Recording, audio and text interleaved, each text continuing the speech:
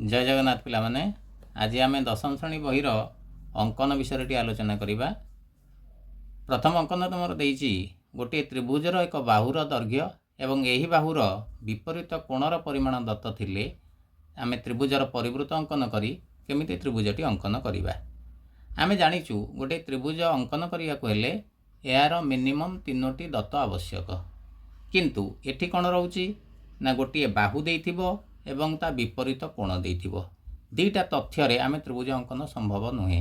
तेणु प्रथम कौन करा जीवो ना त्रिभुजर परिवृत अंकन करवा एवं से परिवृत को लेकिन तापर आम त्रिभुज अंकन करवा। आम जाचु गोटे त्रिभुजर जो परिवृत अंकन कले यार जो बिशी बाहु रहा बिशी बाहुर केन्द्र रे एठी जदि 2 थीटा कोण सृष्टि हुए ताल तार परिधिस्थ कोण थीटा हम कहीं केन्द्रस्थ कोण परिधिस्थ कोणर 2 गुण। तेणु जदि ए कोणटा आमको थीटा दि जाऊँगी आमर यहाँ है केन्द्रर ओ, तेणु ये ओ पाखरे बी ओ सी कोणटा 2 थीटा तैयारी हम। जदि बी ओ सी कोणटा 2 थीटा तैयारी हुए ताले त्रिभुज बी ओ सी रे बी ओ सी कोण प्लस ओ बी सी कोण प्लस ओ सी बी कोण समान 180 डिग्री। कहीं त्रिभुजर 3 कोणर समष्टि 180 डिग्री आम जाचे।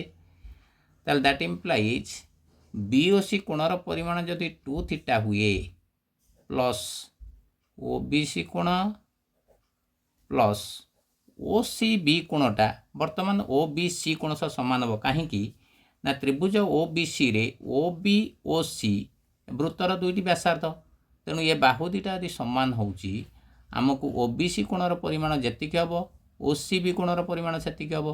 तेणु ओ सी बी कोण जगार मु ओ बी सी कोण लिखिपारि हेले मोट केते हला ना 180 degree. That implies O B C plus O B C एटा होगा 2 ओ बी सी कोण 2 ओ बी सी कोण हम केते ना 180 डिग्री। ये 2 थीटा मिसा होता सेपटू गले जाए फेड़ा होगा 2 theta. That implies O B C ताले कोणर परिमाण केते हम ना ओ बी सी कोणर परिमाण हम 180 degree minus 2 theta by 2। That implies O B C रो परिमाण समान 2 जदि आम कॉमन नौचे एटा हम 90 डिग्री माइनस थीटा बाय 2।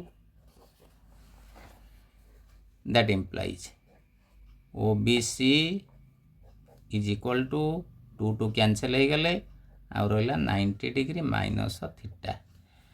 तार अर्थ है आमर जदि ए कोणटा थीटा दि जाऊँगी ये जो कोणटा को मुझे चिन्ह देती ओ सी बी कोण बा ओ बी सी कोण ये प्रत्येकर कोणर परिमाण 90 डिग्री माइनस थीटा हो। तेणु आम प्रथमे कौन करवा ना बीसी दैर्घ्य दि जाइथिबो बीसी दैर्घ्य नहीं कि आम जदि ये 90 डिग्री माइनस थीटा कोण अंकन करुचे ताले एठी ओ बिंदु पाइबा जोटा कि वृत्तर केन्द्र होइथिबो। तेणु त्रिभुज ओ बी सी आम पाइबा। त्रिभुज ओ बी सी पाइगला परे ओ हो वृत्तर केन्द्र ओ वृत्तर केन्द्र एवं ओ बी व्यासार्ध नहीं कि आम ये वृत्त अंकन करवा। वृत्त अंकन कला परे वृत्त उपरिस्थ जेकोसी जगार आम जदि ए बिंदु नौचे ताले आमर ए बी सी त्रिभुज पाइबा। किंतु क्वेश्चन रे कौन हो ना आउ गोटे तृतीय दत्त आवश्यक थिबो। गोटे तृतीय तथ्य को लेकिन आमको ए बिंदु स्थिर करने को पड़ो ए वृत्त उपर ए बिंदुटा कौटी अवस्थित हम।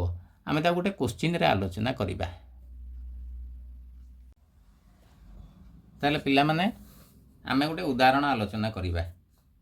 उदाहरण तुम बहीर देखो उदाहरण 1 देइछि त्रिभुज एबीसी अंकन कर जार बीसी देइछि। उदाहरण 1 रे जार बीसी दौछि केते ना 7.5 सेंटीमीटर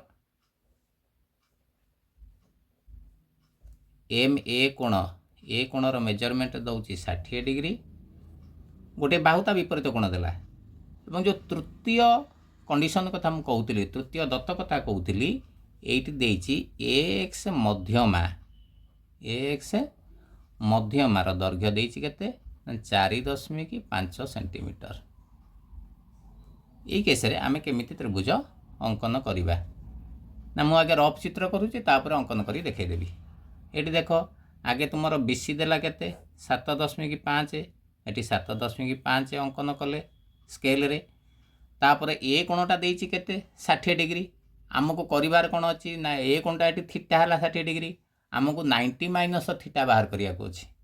तेणु 90 डिग्री माइनस थीटा आमर देइची एटी 60 डिग्री हेले आमर हे गला 30 डिग्री।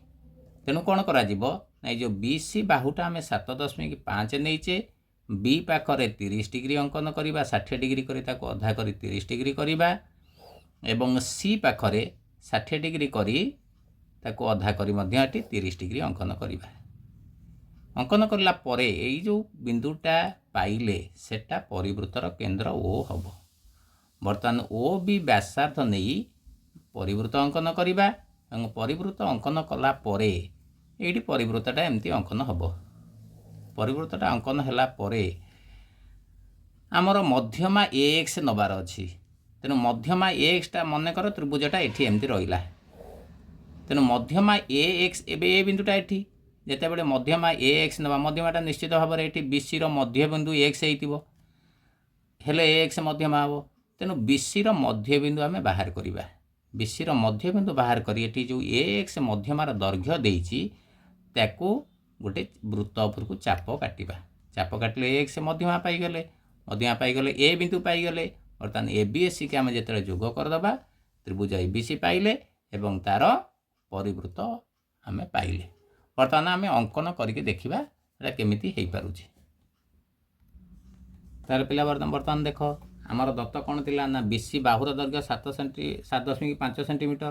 तेणु बर्तमान प्रथम आम कौन करिया मुझे पिले पेन यूज करुच्ची किंतु तुम्हें परीक्षा रे पेनसिल यूज कर तुम क्लीयर वीडियो टे क्लीयर हाँपाई मुझे तुम पेन यूज कर देखे दूसरी। अच्छा बर्तमान देख आमर बीसी 7.5 अंकन करार अच्छे। तेणु ये बीसी दैर्घ्य 7.5 नेले ना दबा कौन बी सी। मु कौन कहूली ना बी पाखे केते डिग्री कोण अंकन करवा 30 डिग्री कोण अंकन करवा। बर्तमान बी पाखे एवं सी पाखे 30 डिग्री लेखा कोण अंकन करवा। ताल देख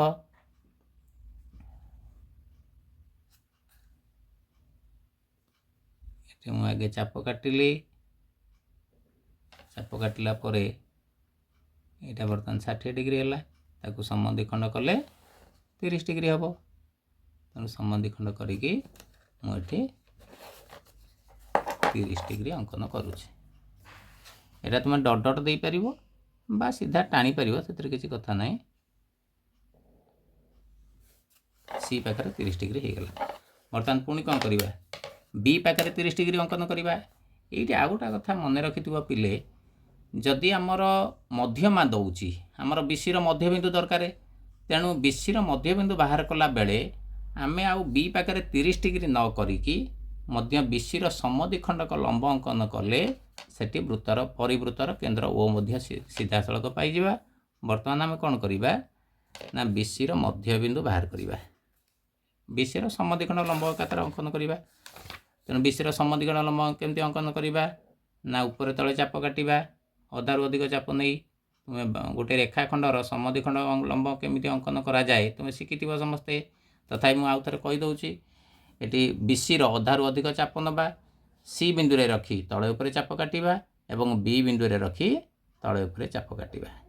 चाप काटिले ये जो बिंदु दीटा आसला ए बिंदु को जोग कले आमे कौन पाइबा ना बीसी समद्विखंडक लंब पाइबा।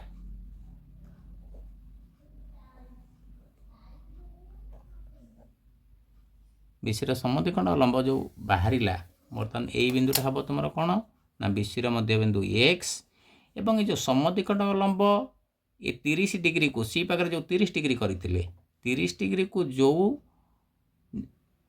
बिंदु रे छेद कला से बिंदुटा परिवृत्तर केंद्र ओ हम।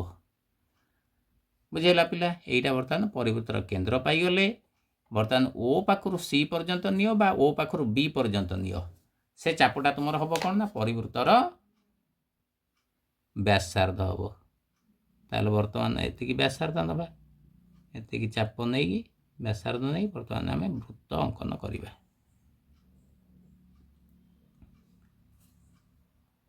ବୃତ୍ତଟା ଦେଖିବ, ଯଦି ତୁମର ଅଙ୍କନ ଠିକ୍ ଥିବ ତାହେଲେ ସେ ବୃତ୍ତଟା ନିଶ୍ଚିତ ବି ବିନ୍ଦୁ ମଧ୍ୟ ଦେଇକି ଯିବ। ଯଦି ତୁମର ଅଙ୍କନ କେଉଁଠି ଭୁଲ ଥିବ ତାହେଲେ ସେଟା ବି ବିନ୍ଦୁ ମଧ୍ୟ ଦେଇ ଯିବନି, ଟିକେ ଏପଟ ସେପଟ ହେବ, ଜାଣିବ ତୁମର ଅଙ୍କନ ଭୁଲ ଅଛି। ଠିକ୍ ବି ବିନ୍ଦୁ ମଧ୍ୟ ଦେଇଗଲା।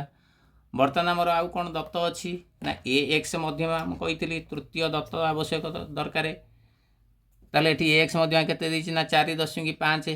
ବର୍ତ୍ତମାନ ସ୍କେଲରୁ 4.5 ମାପର ଆମେ ଗୋଟେ ଚାପ ନେବା। ଚାପ ନେଇକି ତାହେଲେ ଏକ୍ସ ମାପ 4.5ର ଚାପ ନେଇ ବର୍ତ୍ତମାନ ଏ ଯେଉଁ ବିସିର ମଧ୍ୟବିନ୍ଦୁ ଏକ୍ସ ଥିଲା, ଏକ୍ସ ପାଖରେ କମ୍ପାସ ମୁନ ରଖି ବୃତ୍ତ ଉପରକୁ ଚାପ କାଟିବା। ଏଠି ପିଲା ଦେଖ ଦୁଇ ଜାଗାରେ ଛେଦ କରୁଛି। ଯଦି ଦୁଇ ଜାଗାରେ ଛେଦ କରୁଛି ଆମେ ଗୋଟିଏ ବିନ୍ଦୁକୁ ଏ ନେଇପାରିବା, ଆଉ ଗୋଟିଏ ବିନ୍ଦୁକୁ ଏ ଡ୍ୟାସ୍ ନେବା। ତୁମେ ଯେଉଁ ଗୋଟିଏ ଯୋଗ କଲେ ମଧ୍ୟ ହେବ। ତେଣୁ ଆମେ ବର୍ତ୍ତମାନ ତୃତୀୟ ସର୍ତ୍ତ ବ୍ୟବହାର କରି ଆମେ ବର୍ତ୍ତମାନ ଏ ବିନ୍ଦୁ ପାଇଗଲେ। ତେଣୁ ବର୍ତ୍ତମାନ ଏ ବିକୁ ଯୋଗ କରିବା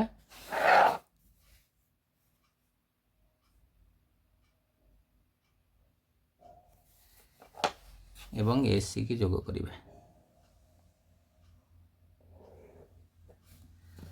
ଯୋଗ କଲେ ଆମର ଆବଶ୍ୟକୀୟ ତ୍ରିଭୁଜ ଏ ବି ସି ପାଇଲେ, ଯାହାର ଏକ୍ସ ମଧ୍ୟମାର ଦୈର୍ଘ୍ୟ କେତେ ହେଇଥିବ ନା 4.5।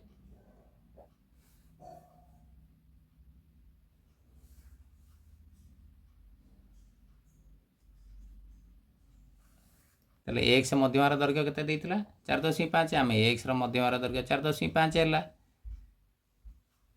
ତାପରେ ଏ କୋଣ ଆମର କେତେ ଡିଗ୍ରୀ ନା 60 ଡିଗ୍ରୀ ହେବ। ବିସି କେତେ 7.5। ପିଲାମାନେ ପରୀକ୍ଷାରେ ତୁମେ ଅଙ୍କନ କରିସାରିଲା ପରେ ସବୁବେଳେ ତଳେ ମନେ ରଖିଥାଅ ଏ ବି ସି ତ୍ରିଭୁଜ ଅଙ୍କନ କରିବାକୁ ଦେଇଥିଲା। ତେଣୁ ତୁମେ ଲେଖିବ ତ୍ରିଭୁଜ ଏ ବି ସି ଆମର ଆବଶ୍ୟକୀୟ ବା ଆବଶ୍ୟକ, ଯାହା ଲେଖିଲେ ହେବ, ଆବଶ୍ୟକୀୟ ତ୍ରିଭୁଜ। ତାହେଲେ ଅଙ୍କନଟି ପିଲାମାନେ ତୁମକୁ କେମିତି ଲାଗିଲା କମେଣ୍ଟ କରି ଜଣାଇବ। ମୁଁ 6A ଅନୁଶୀଳନୀର ସବୁଗୁଡ଼ା ଅଙ୍କନ ଆ ପରେ ପର ଭିଡ଼ିଓରେ ଅଙ୍କନ କରିକି ତୁମକୁ ଦେବି।